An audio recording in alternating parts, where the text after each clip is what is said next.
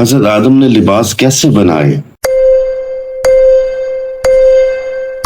جنت کے پتوں سے۔ حضرت آدم اور حوا کہاں دوبارہ ملے؟ عرفات کے میدان میں۔ حضرت آدم کو اللہ نے کیا علم عطا فرمایا؟ اشیاء کے نام اور علم و فہم۔ حضرت آدم کی تخلیق کا مقصد کیا تھا؟ اللہ کی عبادت اور زمین پر خلافت۔ حضرت آدم پر پہلی وحی کب نازل ہوئی؟ زمین پر آنے کے بعد۔ حضرت آدم کی نسل کا پہلا نبی کون تھا؟ حضرت شیس علیہ السلام۔ حضرت آدم نے حج کیا تھا؟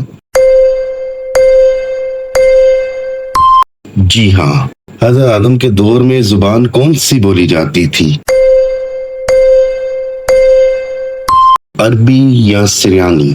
حضرت آدم کا ذکر کن دیگر کتابوں میں آیا ہے؟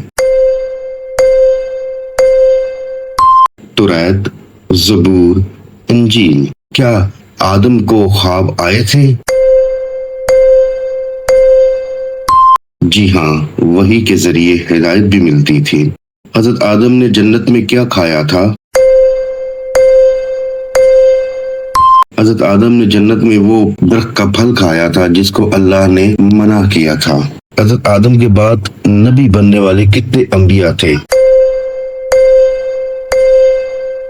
ہزاروں، روایات میں 1,24,000۔ کیا حضرت آدم نے اپنے نواسوں کو دین سکھایا؟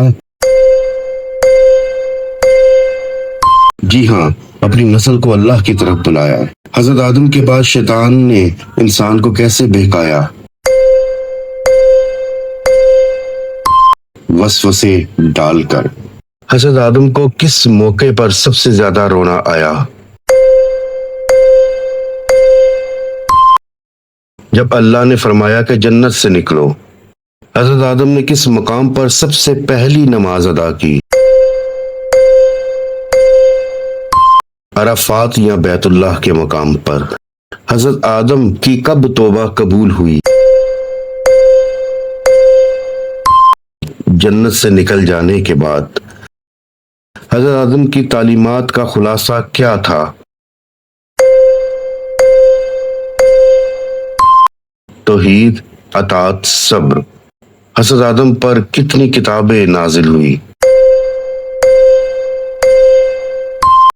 10 صحیفے۔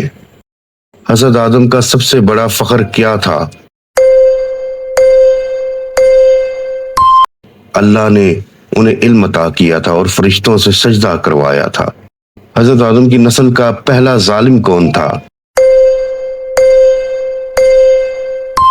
قابیل۔ حضرت آدم کی سب سے بڑی آزمائش کیا تھی؟